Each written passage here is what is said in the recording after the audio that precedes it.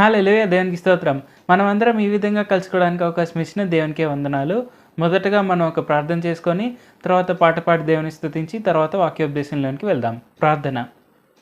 పరిశుద్ధ జీవాధిపతి జీవంగల దేవ యేసయ్య, ఇప్పుడు వాక్యం వింటున్న అందరికీ వాక్యం బాగా అర్థమయ్యేందుకు, అలాగే ఆరాధనలో పాల్గొని మీ ఆశీర్వాదాలను పొందుకునేందుకు సాయం చేయండి.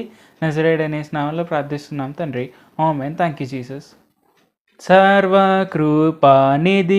ప్రభువ సకల చరాచర సంతోషమే స్తోత్రము చేసి స్తుతించెదను, సంతసమున నిన్ను పొగడెదను. సర్వకృపానిధియగు ప్రభువ సకల చరాచర సంతోషమే స్తోత్రము చేసి స్తుతించెదను, సంతసమున నిన్ను పొగడెదను. హల్లెలూయా హల్లెలూయా హల్లెలూయా హల్లెలూయా హల్లెలూయా అని పాడెదను, ఆనందముతోనే సాగెదను. ప్రేమించి నన్ను వెదకితివి, ప్రీతితో నన్ను రక్షించితివి. పరిశుద్ధ జీవితం చేయుటకై పాపిని నన్ను కరుణించితివి. ప్రేమించి నన్ను వెదకితివి, ప్రీతితో నన్ను రక్షించితివి. పరిశుద్ధ జీవితం చేయుటకై పాపిని నన్ను కరుణించితివి. సర్వకృపానిధియగు ప్రభువ సకల చరాచర సంతోషమే స్తోత్రము చేసి స్తుతించెదను, సంతసముగా నిన్ను పొగడెదను. హల్లెలూయా హల్లెలూయా హల్లెలూయా హల్లెలూయా హల్లెలూయా అని పాడెదను, ఆనందముతోనే సాగెదను. మరణ శరీరము మార్పు నొంది మహిమ శరీరము నొందుటకై మహిమాత్మతో నన్ను నింపితివి, మరణ భయములను తీర్చితివి. మరణ శరీరము మార్పు నొంది మహిమ శరీరము నొందుటకై మహిమాత్మతో నన్ను నింపితివి, మరణ భయములను తీర్చితివి. సర్వకృపానిధియగు ప్రభువ సకల చరాచర సంతోషమే స్తోత్రము చేసి స్తుతించెదను, సంతసమున నిన్ను పొగడెదను. హల్లెలూయా హల్లెలూయా హల్లెలూయా హల్లెలూయా హల్లెలూయా అని పాడెదను, ఆనందముతోనే సాగెదను. హల్లెలూయా. ఇప్పుడు మనం పాడుకున్న పాట ప్రకారంగా మనం ఎప్పుడూ దేవుడైన యేసుప్రభు వారికి స్తుతులు చెల్లిస్తూ ఉండాలి. ఎందుకంటే దేవుడైన యేసుప్రభు వారు సర్వకృపానిధియగు దేవుడు. ఆయన మనకు ఎప్పుడు ఆయన నిరంతరమైన కృపలను మనకి ఇస్తూనే ఉన్నారు. అలాగే మనల్ని ఎప్పుడు కాపాడుతూనే ఉన్నారు.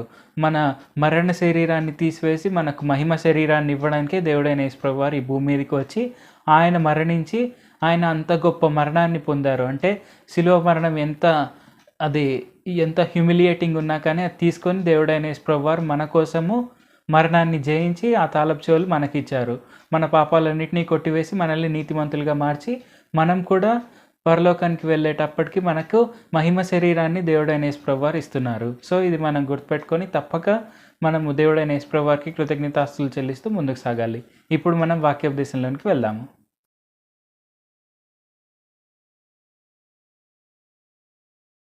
హల్లెలూయా! దేవునికి స్తోత్రం. మనమందరం ఈ విధంగా కలుసుకోవడానికి ఇంకొకసారి అవకాశం ఇచ్చిన యేసుప్రభు వారికి వందనాలు. సో మనము పోయిన ఆదివారం కనుక చూసుకున్నట్లయితే ఏంటంటే మనం ఎలాగ ఆత్మలో ఎదగాలి అండ్ అన్నిటికైనా ఆత్మలో ఎదగడమే ఎందుకు ముఖ్యమైనది అనేది మనం తెలుసుకున్నాం. అంటే మనం ఇలాగ కూడా తెలుసుకున్నాం. అంటే ఆత్మలో ఎదగడం అనేది మనకు కామన్గా తెలిసినదే కదా, అయినప్పటికీ కూడా అది ఎందుకు ముఖ్యమైనది అండ్ మనం ఆత్మలో ఎదగడం ద్వారానే మన శారీరక అంశాలన్నీ కూడా అంటే ఆర్థికంగా కావచ్చు, ఆరోగ్యపరంగా కావచ్చు, లేకుంటే ఉద్యోగ పరంగా కావచ్చు. సో ఇలాగ ప్రతి ఒక్కటి ఎలాగ శాసించబడతాయి అనేది మనం తెలుసుకున్నాం అనమాట. సో మనం దానికి ఎగ్జాంపుల్గా దానియేలు గ్రంథం 10వ అధ్యాయంలో కూడా మనం ఎలాగ దానియేలు దర్శనాన్ని పొందుకున్నాడు అనేది మనం తెలుసుకున్నాము. సో ఇక్కడ ఏంటంటే ఫైనల్గా మనం తెలుసుకున్నది ఏంటంటే ఆత్మలో ఖచ్చితంగా ఎదగాలి. ఎందుకంటే మనం ఆత్మలో ఎదగడం వలననే శారీరకంగా అన్ని విషయాల్లో ఎదిగి అండ్ ఆశీర్వాదాన్ని మనం ఇంటాక్ట్గా ఉంచుకోగలము. అంటే మనం ఆత్మలో ఎదగకుండా మనకు శారీరక ఆశీర్వాదం వస్తే ఏంటంటే అది మనం తర్వాత మిస్ అయిపోయే ప్రమాదం ఉంది. అంటే ఆ ఆశీర్వాదాన్ని మనం కోల్పోయే ప్రమాదం ఉంది. కానీ మనం ఆత్మలో ఎదిగి మనం ఆశీర్వాదాలు పొందుకుంటే ఏంటంటే మనం ఆశీర్వాదాలు అనేవి కోల్పోకుండా మనతోనే ఇంటాక్ట్గా ఉంటాయి. సో మనం ఈరోజు ఏంటంటే మనం మొదటి సమూయేలు గ్రంథం 9వ అధ్యాయాన్ని ధ్యానించుకుందాం. సో మనం యాక్చువల్గా అప్పుడు మనము రెగ్యులర్గా చేస్తున్న విధంగా ప్రతి వారము మొదటి సమూయేలు గ్రంథం ఒక అధ్యాయం ధ్యానించుకుంటూ వస్తున్నాం. సో అలాగా 1 నుండి 8 అధ్యాయాలు ధ్యానించుకున్నాము. ఈరోజు మనము 9వ అధ్యాయం ధ్యానించుకుందాం. సో మొదటి సమూయేలు గ్రంథం 9వ అధ్యాయం మొదటి వచనం నుండి కనుక చదువుకున్నట్లయితే, అఫియకు పుట్టిన బెకోరతు కుమారుడైన సెరోరుకు జననమైన అబియేలు కుమారుడకు కీషు అను బెన్యామీనీయుడు ఒకడుండెను. కీషు భాగ్యవంతుడగు ఒక బెన్యామీనీయుడు. అతనికి సౌలు అనునొక కుమారుడు ఉండెను. అతడు బహు సౌందర్యము గల యవ్వనుడు. ఇశ్రాయేలీలలో అతని పాటి సుందరుడొకడును లేడు. అతడు భుజములు మొదలుకొని పైకి ఇతరుల కంటే ఎత్తుగలవాడు. సౌలు తండ్రి అయిన కీషు యొక్క గార్ధబములు తప్పిపోగా కీషు తన కుమారుడైన సౌలును పిలిచి, మన దాసులలో ఒకని తీసుకొని పోయి గార్ధబములను వెదుకుమని చెప్పెను. అతడు పోయి ఎఫ్రాయిము మన్యము తిరిగి షాలీషా దేశమున సంచరింపగా అవి కనబడలేదు. తరువాత వారు షయలీము దేశమును దాటి సంచారం చేసిరి గాని అవి కనబడకై ఉండెను. బెన్యామీనీయుల దేశం సంచరించి చూడగా అవి దొరకలేదు. అయితే వారు సూపు దేశమునకు వచ్చినప్పుడు, మనం తిరిగి వెళ్ళుదము రమ్ము, గార్ధబముల కొరకు చింతింపక నా తండ్రి మన కొరకు విచారపడునేమో అని సౌలు తన యొద్దనున్న పనివానితో అనగా, వాడు, ఇదిగో ఈ పట్టణంలో దైవజనుడు ఒకడున్నాడు, అతడు బహుగనుడు, అతడు ఏ మాట చెప్పునో ఆ మాట నెరవేరును. మనము వెళ్ళవలసిన మార్గంను అతడు మనకు తెలియజేయనేమో, అతని వద్దకు వెళ్ళుదాం రండని చెప్పెను. సో ఈ వచనాలన్నీ చూసుకున్నట్లయితే ఏంటి, ఇక్కడ యాక్చువల్గా 8వ అధ్యాయంలో ఏంటంటే ఇక్కడ రాజు కావాలని ఇశ్రాయేలీలు మొండి పట్టినప్పుడు దేవుడైన యెహోవా వారు సమూయేలు ద్వారా ఓకే నేను మీకు రాజును దయచేస్తాను అని చెప్తారనమాట. సో ఇక్కడ ఏంటి 9వ అధ్యాయంలో ఇక్కడ సౌలు రాజు ఎలాగ అవుతాడనే దాని గురించి ఇక్కడ స్టార్ట్ అవుతుంది అనమాట. సో ఇదంతా ఏంటంటే సౌలు యొక్క బ్యాక్గ్రౌండ్ అనమాట. సో సౌలు చాలా సుందరంగా ఉంటాడు. అండ్ ఇక్కడ ఏంటి అతను భుజంల కంటే తక్కువే ఉంటారనమాట, హైట్ అందరు. అంటే అతను అలాగే జనులందరూ నిల్చుంటే ఏంటంటే సౌలు భుజాలపైకి ఎవరు కూడా హైట్ రారనమాట. అంటే ఇక్కడ చూసుకున్నట్లయితే ఏంటి హైట్ చూసుకున్న, అందం చూసుకున్న, ఏ రకంగా చూసుకున్నా కానీ సౌలు అంటి సుందరుడు ఇంకా ఇశ్రాయేల్లో ఎవరు కూడా లేరనమాట. సో యాక్చువల్గా ఇక్కడ చూసుకున్నట్లయితే ఏంటి ఇక్కడ కొంచెం మనము యాక్చువల్గా గమనించవచ్చు ఏంటంటే ఇశ్రాయేలీలు ఏంటి 8వ అధ్యాయంలో ఇతర దేశస్తుల వల్లే మాకు రాజు కావాలి అంటారు. అండ్ ఇక్కడ ఏంటి రాజు అన్నాక ఆఫ్ కోర్స్ వారిలో ప్రతి ఒక్కరిలో ఉండే మైండ్ సెట్ ఎలాగా ఉంటుంది, రాజు అందంగా ఉండాలి, రాజు చాలా స్ట్రాంగ్గా ఉండాలి, రాజు చాలా ఎత్తైన వాడు ఆజానుబాహుడు లాగా ఉండాలి. సో వారికి రకరకాలుగా ఊహలు ఉంటాయన్నమాట. సో ఒక రకంగా చూసుకున్నట్లయితే ఏంటి దేవుడైన యెహోవా వారు ఇశ్రాయేలీల ఊహ ప్రకారంగానే, ఇశ్రాయేలీల తలంపుల ప్రకారంగానే వారికి దయచేస్తున్నారనమాట. అయితే ఇక్కడ ఏంటి మనం ఇక్కడ ఇంకొకటి గమనించాలి, ఇది యాక్చువల్గా దేవుని చిత్తమా అంటే దేవుని చిత్తం అస్సలు కాదు. కానీ ఇక్కడ ఇశ్రాయేలీలకు ఆయన వారి కోరికను తీరుస్తున్నారనమాట. మనం ఇంకా ఇశ్రాయేలీలు కనుక చూసుకున్నట్లయితే ఏంటి ఐగుప్తులో నుండి వారిని మోషే బయటకు తీసుకువచ్చినప్పుడు వారు ఇలాగ దేవుని పైన మోషే పైన సణుక్కుంటారనమాట. ఏంటంటే ఎప్పుడు ఈరోజు మన్నానే తినాలా, మాకు మాంసం లేదా, అదే ఐగుప్తులో ఉన్నప్పుడైతే మేము రకరకాలుగా మాంసాన్ని భక్షించేవారం అన్నప్పుడు దేవుడైన యెహోవా వారికి మాంసాన్ని అయితే ఇస్తారు, కానీ అది యాక్చువల్గా ఆయన చిత్తం కాదు. సో ఒక రకంగా ఏంటి మనకు కోరికలు ఉంటాయి అండ్ ఒక్కొక్కసారి అది దేవుని చిత్తం కాకుండానే ఆయన మన జీవితాల్లో నెరవేరుస్తూ ఉంటారు. సో ఇక్కడ క్లియర్ కట్గా అది మనం తెలుసుకోవాలంటే అది నిజంగా అది దేవుని చిత్తమా, లేకుంటే మన కోరిక ఎక్కువైపోయి మనం మొండి పట్టడం వలన ఆయన మనకి ఇస్తున్నారా అనేది మనం ఒక్కొక్కసారి గమనించవచ్చు. ఎందుకంటే ఒకవేళ కనుక అది మొండి పట్టు వలన మనకు వచ్చినట్లయితే ఏంటంటే ఆ ఆశీర్వాదం అనేది మనం కోల్పోయే ప్రమాదం ఉంది. ఎందుకంటే అది ఫైనల్గా దేవుని చిత్తం కాదు. సో దేవునికి ఆల్రెడీ తెలుసు కాబట్టి ఫస్ట్ అది వద్దన్నారు. సో ఇశ్రాయేలీల జీవితంలో కూడా ఏంటి ఇక్కడ యాక్చువల్గా రాజు అవసరం లేదు, ఎందుకంటే దేవుడైన యెహోవా వారే వారికి అన్ని రకాలుగా హెల్ప్ చేస్తున్నారనమాట. అంటే యుద్ధాలు వచ్చినా కానీ వారికి ఈజీగా విజయాన్ని అందించడము, లేకుంటే ఆయన ప్రవక్త ద్వారా. సో అంతకుముందు ఏలీ కావచ్చు, ఆ తర్వాత సమూయేలు కావచ్చు, మనకి ఈవెన్ వారికంటే ముందుగా న్యాయాధిపతుల ద్వారా కావచ్చు. సో ఇక్కడ ఏంటంటే ఆయన కరెక్ట్ అయిన తీర్పు తీరుస్తున్నారు. వారికి అన్ని రకాలుగా ఏమంటారు, ఆహారం కావచ్చు, లేకుంటే వర్షాలు కావచ్చు, సో అన్నీ కరెక్ట్గా అవుతున్నాయి, వాతావరణం అంతా బాగుంది. సో ప్రతి ఒక్క విషయంలో వారిని ఆయన కాచి కాపాడుతున్నారు. కానీ ఇశ్రాయేలీలు వెలిచూపు వలన ఇక్కడ ఏంటంటే మొండి పట్టు పడతారనమాట, మాకు రాజు కావాలని. సో దేవుడైన యెహోవా సమూయేలు ద్వారా సో రాజు ఇలాగ ఉంటే మీ వస్తువులన్నీ ఆయన తీసేసుకుంటాడు, అయినా పర్లేదని రెండోసారి ఛాన్స్ ఇచ్చినప్పటికి కూడా ఇక్కడ ఏంటంటే ఇశ్రాయేలీలు మాకు అలాంటివి ఏం వద్దు, మాకు రాజే కావాలా అంటారనమాట. సో ఇక్కడ ఏంటి వారి మొండి పట్టు వలన ఇక్కడ వారు అది సాధించుకున్నారు. కానీ యాక్చువల్గా అది దేవుడైన యెహోవా వారి చిత్తం కాదు. సో మన జీవితాల్లో కూడా ఇక్కడ ఏంటంటే మనకు కోరికలు అనేవి వస్తాయి కరెక్టే, అయితే మనం ఫస్ట్ క్లియర్గా దేవుని చిత్తం అనేది తెలుసుకోవాలి. సో దేవుని చిత్తం తెలుసుకున్నట్లయితే ఏంటంటే ఎటువంటి ఇబ్బందులు అనేవి మనకు ఉండవు. సో సౌలు గురించి మనలో చాలా మందికి తెలుసు. సో ఒకవేళ తెలియనట్లయితే ఏంటంటే సౌలు రాజు అయిన తర్వాత సో కొన్ని రోజులు బాగానే ఉంటాడు, కానీ ఆ తర్వాత దేవుడైన యెహోవా వారి ఆజ్ఞల చొప్పున నడవకుండా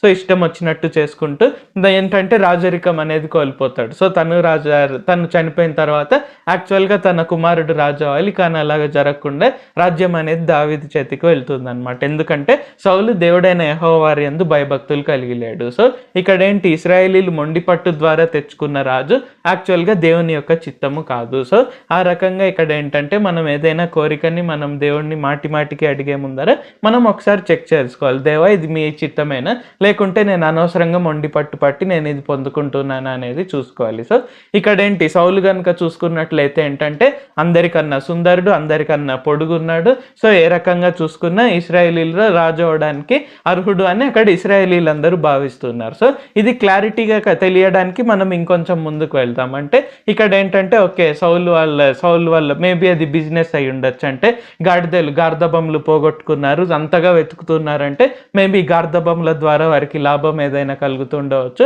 సో ఇక్కడ ఏంటంటే సౌలు యొక్క తండ్రి సో కీషు అనే వ్యక్తి సౌలుకు తండ్రి అనమాట. సో కీషు పంపిస్తాడనమాట తన కుమారుడైన సౌల్ని గార్ధబములు వెతకడానికి, సౌలుతో పాటు ఒక సర్వెంట్ని కూడా పంపిస్తున్నాడు అనమాట. సో అయితే ఆ సేవకుడు చెప్తున్నాడు, సో మనకు తెలియట్లేదు, అయితే దీర్ఘదర్శి ఒక ఆయన ఉన్నారు, సో ఆయన దగ్గరికి వెళ్తే మనకు దొరుకుతుంది అని చెప్తున్నారు. సో మనం 7వ వచనం నుండి ఇంకా చదువుకున్నట్లయితే అందుకు సౌలు మనము వెళ్ళునెడల ఆ మనిషికి ఏమి తీసుకొని పోదుము, మన సామగ్రిలో నుండి భోజన పదార్థములు సరిపోయినవి, ఆ దైవజనునికి బహుమానం తీసుకొని పోవుటకు మనకేమీ లేదు అని తన పనివానితో చెప్పి మన యొద్ద ఏమీ ఉన్నదని అడుగగా వాడు సౌలుతో చిత్తగించుము, నా యొద్ద 1/4 తులము వెండి కలదు, మనకు మార్గం తెలియజెప్పినందుకై దానిని ఆ దైవజనునికి ఇత్తున నేను. ఇప్పుడు ప్రవక్తయను పేరు నొందువాడు పూర్వము దీర్ఘదర్శి అనిపించుకొనెను. పూర్వము ఇశ్రాయేలీలలో దేవుని యొద్ద విచారణ చేయుటకై ఒకడు బయలుదేరిన ఎడల మనము దీర్ఘదర్శకుని యొద్దకు పోవుదము రండని జనులు చెప్పుకొనుట వాడుక. సౌలు నీ మాట మంచిది, వెళ్ళుదము రమ్మనగా వారు దైవజనుడు ఊరికి పోయిరి. ఊరికి ఎక్కిపోవచ్చుండగా నీళ్లు చేదుకొనుటకే వచ్చిన కన్యకలు తమకు కనబడినప్పుడు ఇక్కడ దీర్ఘదర్శి ఉన్నాడా అని అడిగిరి. అందుకు వారు ఇదిగో అతడు మీ ఎదుటనే ఉన్నాడు, త్వరగా పోయి కలుసుకొనుడి, ఈ దినముననే అతడు ఈ ఊరికి వచ్చెను, నేడు ఉన్నత స్థలమందు జనులకు బలి జరుగును గనుక ఊరిలోనికి మీరు పోయిన క్షణమందే అతడు భోజనం చేయుటకు ఉన్నతమైన స్థలంనకు వెళ్ళక మునిపే మీరు అతని కనుగొందురు. అతడు రాకమునుపు జనులు భోజనం చేయరు, అతడు బలిని ఆశీర్వదించిన తరువాత పిలువబడిన వారు భోజనం చేదురు, మీరు ఎక్కిపోండి, అతన్ని చూచుటకు ఇదే సమయం అని చెప్పిరి. వారు ఊరిలోనికి రాగా ఉన్నతమైన స్థలంనకు పోవచ్చున్న సమూయేలు వారికి ఎదురుపడెను. సౌలు అచ్చటికి రేపు వచ్చునని యెహోవా సమూయేలునకు తెలియజేశాను. ఎట్లనగా నా జనుల మొర నా యొద్దకు వచ్చెను, నేను వారిని దృష్టించి ఉన్నాను. కాగా ఫిలిస్తీయుల చేతిలో నుండి నా జనులను విడిపించుటకై నా జనులైన ఇశ్రాయేలీల మీద వానిని అధికారిగా అభిషేకించుటకు గాను రేపు ఈ వేళకు నేను బెన్యామీను దేశంలో నుండి ఒక మనిషిని నీ యొద్దకు రప్పించుదును. సౌలు సమూయేలునకు కనబడగానే యెహోవా ఇతడే నేను నీతో చెప్పిన మనిషి, ఇదిగో ఇతడే నా జనులను ఏలునని అతనితో సెలవిచ్చెను. సో ఇక్కడ ఈ వచనాలన్నీ చూసుకున్నట్లయితే ఏంటంటే సౌలు ఎలాగా ప్రవక్త అయినటువంటి సమూయేలుని కలుసుకున్నాడు అనేది మనకు తెలుస్తుంది అనమాట. సో సౌలు తన సేవకుడి మాట చొప్పున ఓకే మనం దీర్ఘదర్శిని కలుసుకుందాం. సో అంటే ఇప్పుడు ప్రవక్తలు అంటున్నాం, ప్రాఫిట్స్ అంటుంటాము, ఆ కాలంలో దీర్ఘదర్శి అని అంటుండే వాళ్ళు అనమాట. సో ఇంగ్లీష్లో చూసుకున్నట్లయితే సియర్ అని ఉంటుంది. సో దీర్ఘదర్శి అంటే దూరపు చూపు ఉంటుంది, అంటే ఓకే భవిష్యత్తులో ఏ రకంగా జరుగుతుంది, లేకుంటే ఈరోజు ఈ పరిస్థితికి రావడానికి కారణం ఏంటి, మనము గతంలో చేసిన పని వలన ఇది జరిగింది అనేది ఇలాగ ప్రతి ఒక్కటి తెలుసుకోగలుగుతారు అనమాట. అంటే దేవుని ఆత్మ వారిపైన బలంగా ఉంటుంది కాబట్టి వారు ఆ విధంగా చెప్పగలుగుతారు. సో అందుకని ఇక్కడ ఏంటి సౌలు సేవకుడు చెప్తాడనమాట, ఓకే మనము దీర్ఘదర్శి దగ్గరికి వెళ్దాము, ఆయన అయితే ఖచ్చితంగా మన గార్ధబొమ్మలు ఎక్కడున్నాయో చెప్పగలుగుతారు, ఎందుకంటే ఆయన అన్నీ చూడగలుగుతారు కాబట్టి అని. సో ఇక్కడ కానుకగా ఒక 6 తులము వెండి తీసుకువెళ్తున్నారు. సో ఇక్కడ ఏంటంటే ఓకే వారు ఫార్మాలిటీ ప్రకారంగా అంతా వెళ్తున్నారు. సో అక్కడ కనిపించిన వారిని అడిగినప్పుడు వారు చెప్తారనమాట, సో ఇలాగ ఇక్కడ బలి జరుగుతుంది, సో మీరు వెంటనే వెళ్ళండి. సో ఆ తర్వాత ఆయన భోజనానికి వెళ్తారు, ప్రజల్లో కూడా పిలువబడిన వారు ఆయనతో భోజనం చేస్తారు. సో ఇలాగ ఇవన్నీ చెప్పి వెంటనే కలుసుకోండి అని చెప్తారనమాట, డైరెక్షన్ చూపించి. సో అప్పుడు ఇలాగేంటి సౌలు వస్తున్నాడు అనేది ఇక్కడ ఆల్రెడీ ప్రవక్త అయినటువంటి సమూయేలుకి తెలుసు అనమాట. సో ఇక్కడ దేవుడైన యెహోవా ఆయనకు ముందే చెప్తారనమాట, ఓకే రేపు ఈ సమయంలో నిన్ను కలవడానికి బెన్యామిన్ దేశంలో నుండి ఒక వ్యక్తి వస్తాడు, సో అతన్నే నేను ఇశ్రాయేలీల పైన రాజుగా చేయాలనుకుంటున్నాను, ఫిలిస్తీయుల నుండి నేను వారిని విడిపించడానికి, ఫిలిస్తీయుల పైన వారికి విజయాన్ని అందించడానికి నేను అతన్ని రాజుగా నియమిస్తున్నాను అని ఇక్కడ దేవుడైన యెహోవా చెప్తున్నారు. సో ఇక్కడ ఒక విషయాన్ని మనం గమనించవచ్చు. సో మనం ఇందాకే ఏమనుకున్నాము, సౌలుని ఇశ్రాయేలీల పైన రాజుగా చేయడము దేవుడైన యెహోవా వారి అసలైన చిత్తము కాదు, కానీ ఇక్కడ ఇశ్రాయేలీల మొర చొప్పున, ఇశ్రాయేలీల కోరిక చొప్పున, ఇక్కడ ఏంటి వారి మొండి పట్టు చొప్పున ఇక్కడ దేవుడైన యెహోవా వారు వారికి సౌలుని రాజుగా ప్రకటిస్తున్నారు. అయితే ఇక్కడ ఆయన చిత్తం పాటించలేదు కాబట్టి ఇక్కడ ఏంటి యాక్చువల్గా ఆయన ఇశ్రాయేలీలను వదిలేయాలి. సో ఓకే మీరేమన్నా చేసుకోండి, మీరు నా మాట వినట్లేదు అని ఇక్కడ ఆయన వదిలేసి ఉండవచ్చు. కానీ ఇక్కడ చూసుకున్నట్లయితే ఏంటి ఆయన చిత్తం పాటించకున్నా, ఆయననే రిజెక్ట్ చేసిన, సో మనకు ముందు అధ్యాయంలో కూడా తెలుసుకున్నాం. సో ఏంటంటే ఇక్కడ దేవుడైన యెహోవా వారు అంటారు సమూయేలుతో ఏంటంటే వారు నిన్ను కాదు నన్నే ఇక్కడ వారు రిజెక్ట్ చేస్తున్నారు అని ఇక్కడ దేవుడైన యెహోవా వారు చెప్తారంటే ఆయన చిత్త ప్రకారంగా నడుచుకోకుండా, ఆయనను రిజెక్ట్ చేసిన, ఆయన పైన వ్యతిరేక భావం ఉన్న, ఏం చేసినా సరే ఇక్కడ ఏంటి ఆయన ఇశ్రాయేలీల పైన ప్రేమిస్తూనే ఉన్నారు, ఇశ్రాయేలీల పైన ప్రేమను చూపుతూనే ఉన్నారు. సో ఇక్కడ ఏంటి మన జీవితాల్లో ఒక్కొక్కసారి ఏంటంటే మనం ఏవైనా అనుకోకుండా తప్పులు పాపాలు చేసినప్పుడు నన్ను దేవుడు విడిచేశాడు, నేను ఏ ఆశీర్వాదం పొందుకోవడానికి అర్హుడని కాను, అర్హురాలని కాదు, అసలు నా ముఖాన్ని నేను ఆయనకు ఎలాగ చూపించుకోవాలి అనే విధంగా బాధపడుతుంటాము. కానీ ఇక్కడ ఏంటంటే యేసుప్రభు వారు మనం పాపులమై ఉండగానే, అఫ్ కోర్స్ ఒక ఫుట్ నోట్లో రాసి ఉంటుంది ఏంటంటే ఆయనకు శత్రువులమై ఉండగానే ఆయన మన కొరకే చనిపోయాడు. సో ఇక్కడ ఏంటి మనం ఆయనకు శత్రువులమై ఉండగానే మనల్ని ప్రేమించి మన కొరకు చనిపోయినప్పుడు ఇప్పుడు మనం ఆయన పిల్లలము. సో ఆయన నమ్ముకున్న తర్వాత నీతిమంతులము, పరిశుద్ధులము, ఆయన ఏర్పరచుకున్న రాజులైన యాజక సమూహం. సో ఆయన ఖచ్చితంగా మనల్ని ప్రేమిస్తారు. ఆఫ్ కోర్స్ అది మనకు లైసెన్స్ కాదు కానీ పాపాలు చేయడానికి. ఇక్కడ ఏంటంటే మనం గుర్తుంచుకోవాలి ఆయన మనల్ని ఎప్పుడూ విడిచిపెట్టరు.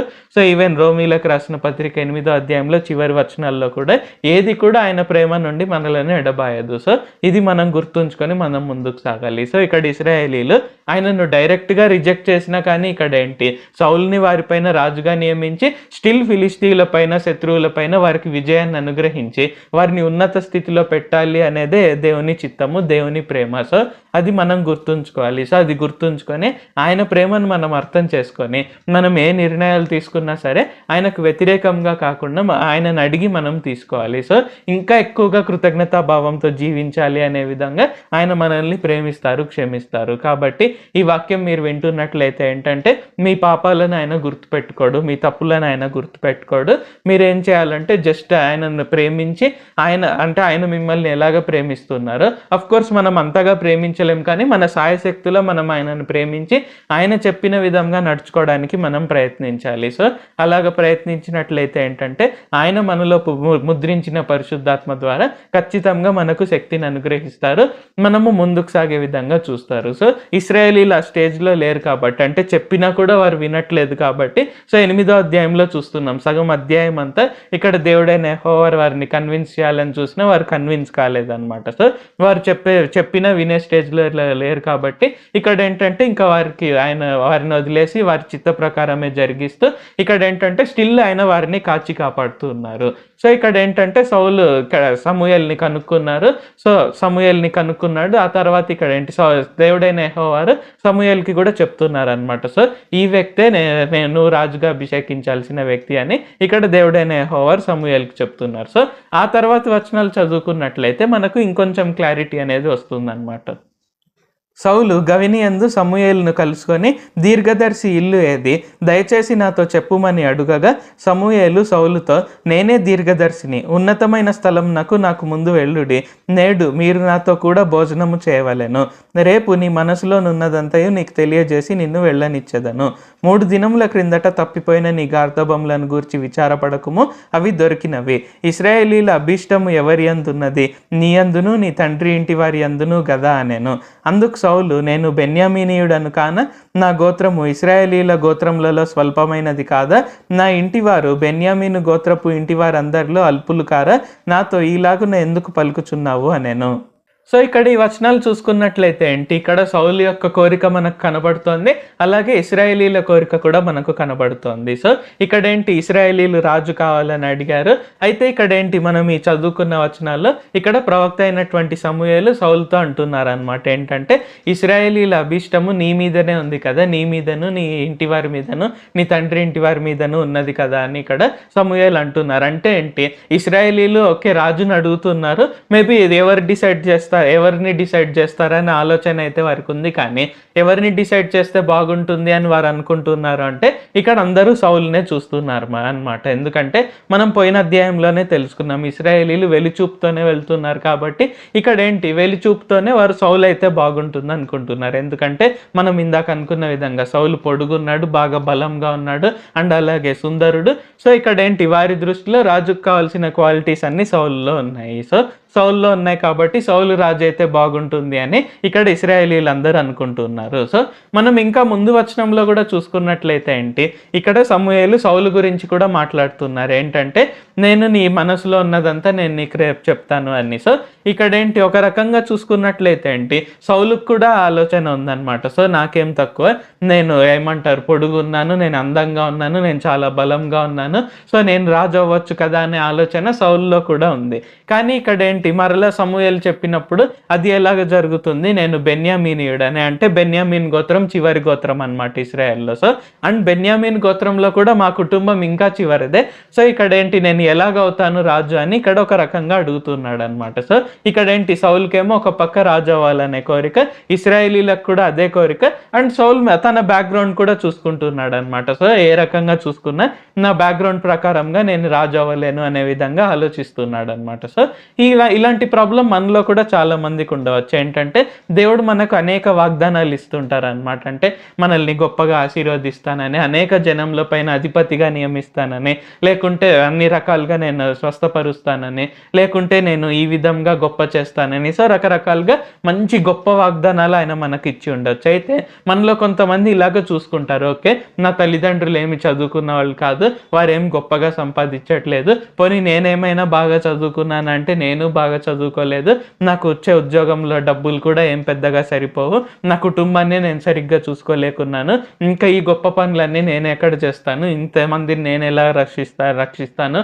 ఇంత గొప్ప వాగ్దానాలు నా జీవితంలో ఎలాగ నెరవేరుతాయి అని ఇక్కడ ఏంటి, మన బ్యాక్గ్రౌండ్ అవన్నీ మనం చూసుకుంటూ ఉంటాం అనమాట. కానీ దేవుడైన యెహోవా యేసు ప్రభు వారు మనల్ని ఆశీర్వదించాలి అని అనుకున్నట్లయితే ఏంటంటే ఖచ్చితంగా ఆశీర్వదిస్తారు. సో అది మన బ్యాక్గ్రౌండ్తో సంబంధం లేదు, అంటే మన కులంతో, మన మతంతో, లేకుంటే మనం చేసే ఉద్యోగంతో, మనం సంపాదించే డబ్బులతో, వేటితో సంబంధం లేకుండా యేసు ప్రభు వారు మనల్ని ఆశీర్వదిస్తారు. సో ఆయన మనకు స్వస్థతని ఇవ్వాలనుకుంటే ఏంటంటే అది ఎంతటి మరణకరమైన వ్యాధి అయినా సరే, మనం ఎంతటి మరణ పంచుల్లో ఉన్నా సరే ఆయన మనల్ని ఖచ్చితంగా స్వస్థపరుస్తారు, ఖచ్చితంగా మనకు మంచి ఆరోగ్యాన్ని అనేది ఇస్తారు. సో ఆ విధంగా ఏంటంటే మన బ్యాక్గ్రౌండ్ కావచ్చు, మన దేశము, మన ప్రాంతము, మన కులము, మతము ఇవేవి కూడా ఆయనకు అవసరం లేదు. ఆయనకు కావాల్సిందల్లా ఏంటంటే మన హృదయము. సో ఆయనని ఎలాగ మనం విశ్వసిస్తున్నాము అనేది. సో ఇక్కడ ఏంటి, మనం తెలుసుకున్న విధంగా సమూయేలు మాట్లాడిన మాటల ప్రకారంగా సౌలుకు కూడా కోరిక ఉందన్నమాట రాజు అవ్వాలి అనేది. ఇక్కడ ఏంటంటే ఇక్కడ దేవుడైన యెహోవా ఆ కోరికను తీరుస్తున్నారు. ఆఫ్ కోర్స్ వారందరూ కూడా ఆయనకు వ్యతిరేకంగానే ఉన్నారు, సో అందులో ఎలాంటి సందేహం లేదు. బట్ స్టిల్ వారి కోరికను ఆయన నెరవేరుస్తున్నారు. కాబట్టి మనం గుర్తుంచుకోవాల్సింది ఏంటంటే మన హృదయ వాంఛలను ఆయన ఖచ్చితంగా తీరుస్తారు. మనం చెక్ చేసుకోవాల్సింది ఏంటంటే ఇక్కడ ఖచ్చితంగా అది ఆయన చిత్తమా కాదా అనేది మనం చెక్ చేసుకోవాలి. సో అండ్ మనం మిగిలిన వచనాలు చదువుకొని కూడా ఈ అధ్యాయాన్ని కన్క్లూడ్ చేసుకున్నట్లయితే, అయితే సమూయేలు సౌలును అతని పనివానిని భోజనపు శాలలోనికి తోడుకొని పోయి పిలువబడిన దాదాపు 30 మందిలో ప్రధాన స్థలమందు వారిని కూర్చుండబెట్టి పచనకర్తతో, నేను నీ దగ్గర నుంచుమని చెప్పి నీ చేతికి ఇచ్చిన భాగమును తీసుకొని రమ్మనగా పచనకర్త జబ్బను దాని మీదనున్న దానిని తీసుకొని వచ్చి సౌలు ఎదుట ఉంచగా సమూయేలు సౌలుతో ఇట్లా, నేను చూడుము మనం కలుసుకొని కాలంనకై దాచి ఉంచబడిన దానిని నీకు పెట్టి ఉన్నాడు. జనులను పిలిచి తినని నేను పచనకర్తతో చెప్పినప్పుడు ఇది నీ కొరకు ఉంచవలసినదని చెప్పి తిని ఆ దినం నా సౌలు సమూయేలుతో కూడా భోజనం చేశాను. పట్టణస్థులు ఉన్నతమైన స్థలము మీద నుండి దిగుచుండగా సమూయేలు సౌలుతో మిద్ద మీద మాట్లాడుచుండెను. మరునాడు తెల్లవారునప్పుడు సమూయేలు మిద్ద మీదనున్న సౌలును పిలిచి, నేను నిన్ను సాగనంపుటకే వెళ్ళెమ్ము అని చెప్పగా సౌలు లేచెను. తరువాత వారిద్దరూ బయలుదేరి ఊరి చివరకు వచ్చుచుండగా సమూయేలు సౌలుతో, మనకంటే ముందుగా వెళ్ళుమని ఈ పనివానితో చెప్పుము. దేవుడు సెలవిచ్చినది నేను నీకు తెలియజెప్పు వరకు నీవు ఇక్కడ నిలిచి ఉండుమనెను. అంతటా వాడు వెళ్ళెను. అండ్ ఈ వచనాలు కూడా చూసుకున్నట్లయితే ఏంటి, ఇక్కడ సమూయేలు ప్రవక్త అయినటువంటి సమూయేలు ఇక్కడ సౌల్ని స్పెషల్గా ట్రీట్ చేయడం కూడా మనం చూస్తున్నాం అనమాట. అంటే నాతో కూడా నువ్వు భోజనం చేయాలి అని చెప్పి ఇక్కడ ఏంటి భోజనానికి వెళ్ళినప్పుడు ఉన్నత స్థలం ఆయనతో పాటు కూర్చుండబెట్టి, అండ్ అలాగే ఇక్కడ ఏంటి స్పెషల్గా పచనకర్త అంటే కుక్ అంటే వంట చేసిన అతన్ని పిలిపించి, ఓకే ఇలాగ నేను నీకోసం స్పెషల్గా ఇది దాచి ఉంచాను, సో ఇక్కడ ఏంటి ఆ జబ్బను దాచి ఉంచమని చెప్పాను. సో ఇక్కడ ఏంటి ఇక్కడ స్పెషల్ ఫుడ్ ఇస్తున్నారు, స్పెషల్ ప్లేస్ ఇస్తున్నారు. సో ఇక్కడ ఏంటంటే ఆల్రెడీ ఇక్కడ ఏంటి సౌలు పైన అభిషేకం అనేది మొదలైంది. అంటే ఆయన రాజుగా అవడానికి అభిషేకం అంత అంటే దేవుని ఇది పిలుపు ఉంది అనేది ఇక్కడ మనకు క్లియర్గా అర్థమవుతుంది అనమాట. సో ఈరోజు అధ్యాయం ద్వారా మనం ఏం తెలుసుకోవచ్చు అంటే మొదటగా ఏంటంటే ఖచ్చితంగా ఆయన మన కోరికలన్నీ నెరవేరుస్తారు. అయితే మనము గుర్తుంచుకోవాల్సిందల్లా ఏంటంటే అది ఆయన చిత్తమా కాదా అనేది మనం వెరిఫై చేసుకోవాలి. సో ఒకవేళ అది కనుక ఆయన చిత్తం కాదు అని తెలిసినట్లయితే ఏంటంటే మనం మొండి పట్టు ద్వారా మనం అది స్టిల్ ఎలాగోలాగా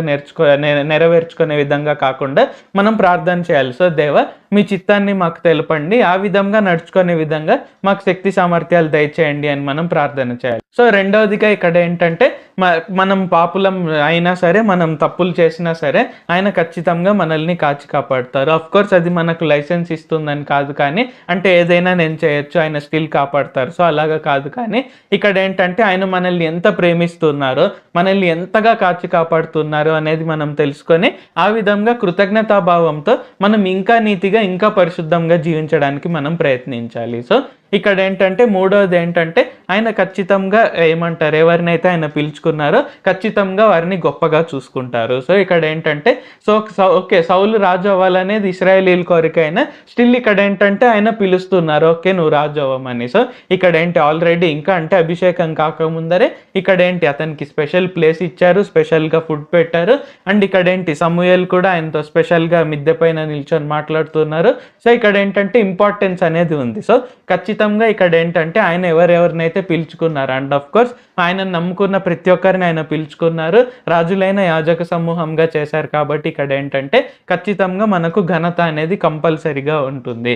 సో మనం అది గుర్తుంచుకోవాలి. అంటే ఈరోజు మనలో కొంతమందికి కొన్ని నిందలు అనేవి ఉండవచ్చు, కొన్ని అవమానాలు అనేది ఉండవచ్చు, కానీ అది ఖచ్చితంగా శాశ్వతం కాదు. ఎందుకంటే మనము సజీవుడైన సృష్టికర్త అయిన యేసు ప్రభు వారిని నమ్ముతున్నాం కాబట్టి ప్రతి ఒక్క సిచ్యువేషన్ని ఆయన మనకు అనుకూలంగా మార్చివేస్తారు, ఖచ్చితంగా మనల్ని అందరి కళ్ళ ఎదుట ఘనపరుస్తారు. అండ్ నాలుగోదిగా కూడా చూసుకున్నట్లయితే ఏంటి, సౌలు ఇలాగ యాక్చువల్గా గార్ధబంల కోసం వెళ్తున్నప్పుడు ఆల్రెడీ దేవుడైన యెహోవా వారు సమూయేల్ని ప్రిపేర్ చేశారనమాట. సో ఇలాగ నువ్వు అతనికి స్పెషల్ ప్లేస్లో స్పెషల్గా ఫుడ్ పెట్టాలి అండ్ ఇలాగ నువ్వు అభిషేకించాలి. అఫ్ కోర్స్ మనం 10వ అధ్యాయంలో సౌలుని ప్రవక్త అయిన సమూయేలు అభిషేకించడం మనం చూస్తాము. సో ఇక్కడ ఏంటి, దేవుడైన యెహోవా వారు ఆల్రెడీ పాత్ మొత్తం ప్రిపేర్ చేసి ఉంచారనమాట. సో ఆయన మనల్ని పిలుచుకున్నారు కాబట్టి మనము ఆయన సంతానంగా, సో మనం విశ్వాసులంగా ఉన్నాం కాబట్టి ఇక్కడ ఏంటంటే ఖచ్చితంగా మన జీవితాన్ని అంతా ఆయన ప్రిపేర్ చేసి ఉంటారు. సో అది మనం గుర్తుంచుకోవాలి. అంటే మనలో ఇంకా కొంతమందికి డౌట్ ఉండవచ్చు, నా జీవితంలో అసలు ఏం జరుగుతుందో నాకు ఏం అర్థం కావట్లేదు అని. సో మన కళ్ళతో మనకు చూస్తే అర్థం కాదు, కానీ మనం దేవుడైన యెహోవాని ప్రార్థించినట్లయితే చెప్తారు, ఓకే నేను ఈ విధంగా నిన్ను వాడుకుంటాను, సో ఈ విధంగా నువ్వు ఈ పని నా కొరకే జరిగించాలి. సో ప్రతి ఒక్కటి ఆయన మనకు తెలియజేస్తారు.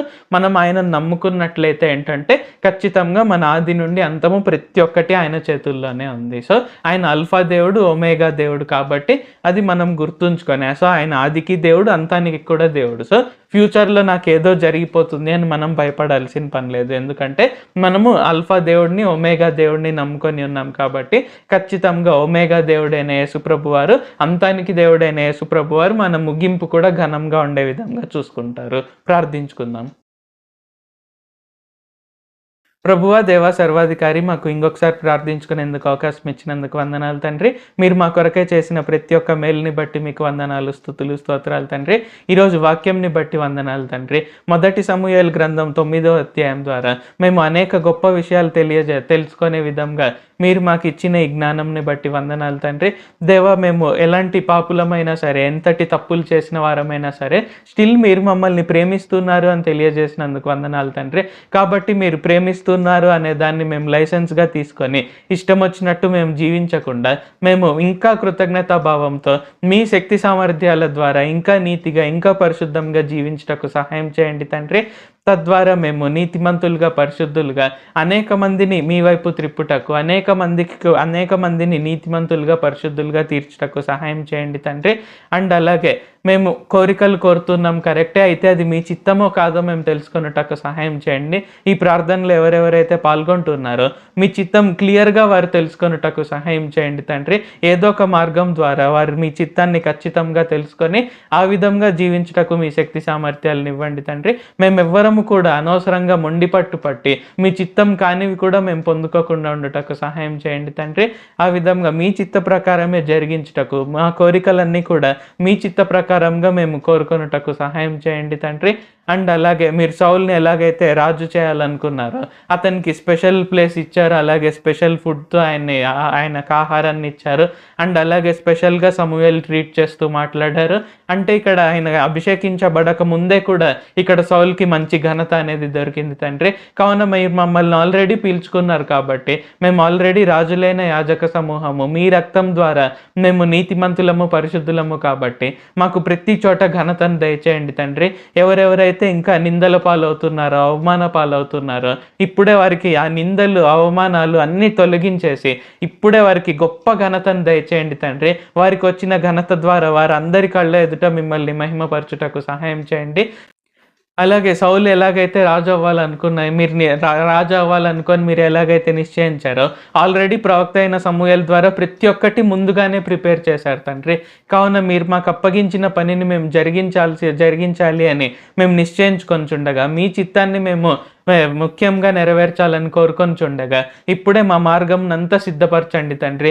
మా కెరియర్ ఎలాగ ఉండబోతోందో, మా భవిష్యత్తు ఎలాగ ఉండబోతోందో అనే ప్రతి ఒక్క చింతను తీసివేసి మేము మీ ప్రశాంతంగా మీ పైన ఆధారపడుతూ మీరు మా కొరకే ప్రతి ఒక్క మార్గాన్ని సిద్ధపరిచారు. మీరు అల్ఫా దేవుడు, ఒమేగా దేవుడు, మీరు ఆదికి దేవుడు, అలాగే అంతముకు కూడా దేవుడు అనేది గుర్తుంచుకొని మా ముగింపు ఎల్లప్పుడూ ఘనంగానే ఉంటుందని మేము అని గుర్తుంచుకొని ఆ విధంగా ముందుకు సాగుటకు, మీ పైననే మా ప్రతి భారాన్ని మేము మోపుటకు సహాయం చేయండి. నజరేయుడైన సర్వశక్తిగల యేసుక్రీస్తు నామంలో ప్రార్థిస్తున్నాం తండ్రి. ఆమేన్. Thank you Jesus. సో దేవుడు మనల్ని అందరినీ ఆశీర్వదించును గాక. సో ఈ అధ్యాయం ద్వారా నేర్చుకున్న విషయాలన్నీ మీరు ఆచరణలో పెడతారని నేను భావిస్తున్నాను.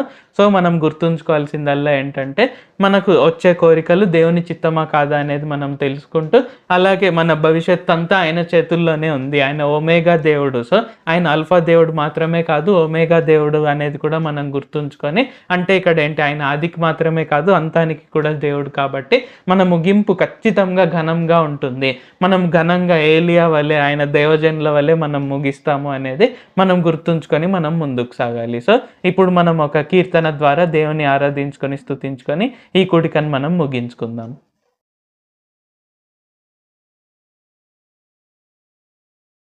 హల్లెలూయా. ఇప్పుడు మీరు విన్న వాక్యం మీకు అర్థమైందని భావిస్తున్నాను. ఇప్పుడు మనం ఒక పాట పాడి దేవుని స్తుతించి ఈ కూడికను ముగించుకుందాం. సర్వలోకమా స్తుతి గీతం పాడెదం, ప్రభుని నామమును ప్రబలపరిచెదం. సర్వలోకమా స్తుతి గీతం పాడెదం, ప్రభుని నామమును ప్రబలపరిచెదం. ఆశ్చర్యకరుడు అద్భుతకరుడు, స్తుతి మహిమలు సదా అర్పించేదం. అతి సుందరుడు మహిమేశ్వరుడు, ఆయన నామమును కీర్తించేదం ఎల్లప్పుడు.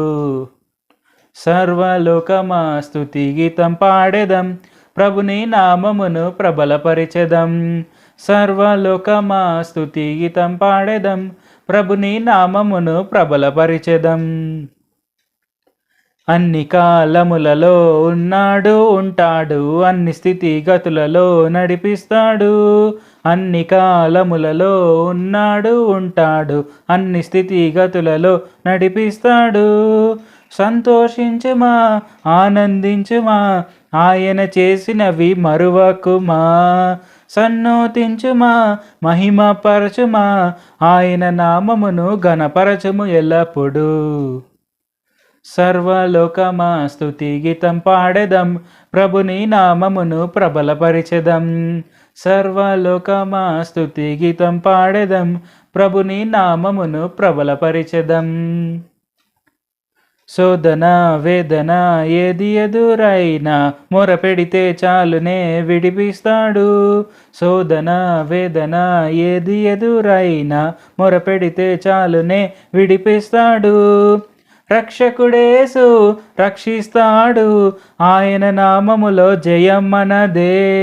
ఇమ్మానుయేలు మనతో నుండగా జీవితమంతా ధన్యమే ధన్యమే. సర్వలోకమా స్తుతి గీతం పాడెదం, ప్రభుని నామమును ప్రబలపరిచెదం.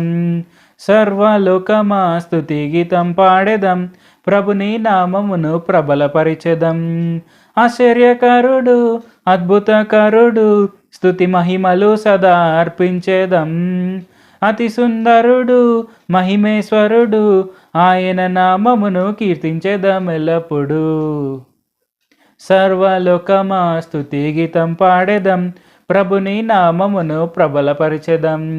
సర్వలోకమా స్తుతి గీతం పాడెదం, ప్రభుని నామమును ప్రబలపరిచెదం. హల్లెలూయా. మనం దేవుడైన యేసు ప్రభువు వారికి ఎప్పుడూ స్తుతి అర్పణలు చెల్లిస్తూనే ఉండాలి. ఎందుకంటే ఎలాంటి కాలంలో అయినా ఆయన అన్ని కాలాల్లో కూడా మనకు దేవుడైన యేసు ప్రభువు వారే. సో మనల్ని ఎప్పుడు కాపాడుతూనే ఉంటారు, మనల్ని ఎప్పుడు రక్షిస్తూనే ఉంటారు. ఎందుకంటే ఆయన మనల్ని ఎంతగానో ప్రేమిస్తున్నారు. మనం తప్పటడుగులు వేసినా కూడా ఆయన మనల్ని సరైన మార్గంలోనికే నడిపిస్తారు. సో అలాగని మనం తప్పటడుగులు అస్సలు వేయకూడదు. ఎందుకంటే మనం ఆయన పిల్లలం అయి ఉన్నాం కాబట్టి మనం తప్పక ఆయన చెప్పిన ప్రతి ఒక్క మాటలు వింటూ ఆయన మార్గంలోనే నడుస్తూ ముందుకు సాగాలి. మనము రాజైన సౌలు వలె, అలాగే ఇజ్రాయేలీల వలె తప్పులు చేయకుండా మనము నీతి మార్గంలో ముందుకు నడవాలి, సరైన మార్గంలో ముందుకు నడవాలి. అలాగ ఉండడం వల్ల మనం సంతోషంగా ఆనందంగా మన తరతరాలతో కూడా మనం సంతోషంగా ఆనందంగా జీవించవచ్చు. సో ఇది గుర్తుపెట్టుకొని మనం ముందుకు సాగుదాం. మనం నెక్స్ట్ టైం కలుసుకునే వరకు దేవుడు మనల్ని అందరినీ ఆశీర్వదించును గాక. God blesses all.